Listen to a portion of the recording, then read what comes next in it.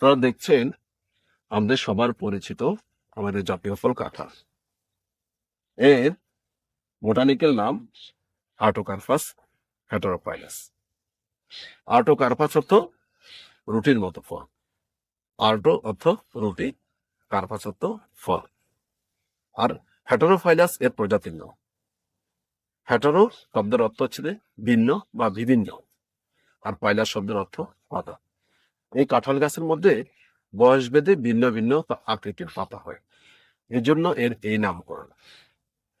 এই কাঁঠাল যখন কাঁচা থাকে তখন এর মধ্যে সেলুলোজ, হেমিসেলুলোজ এবং প্যাকটিন থাকে।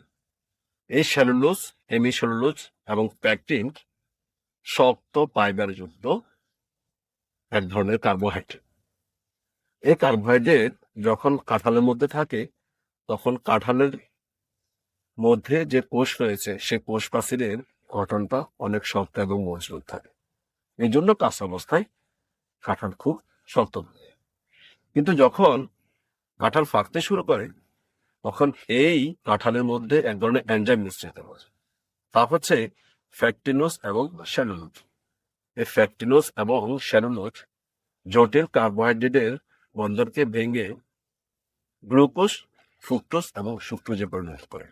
ফলে কাঁঠাল নরম, কোমল এবং মিষ্টি হয়।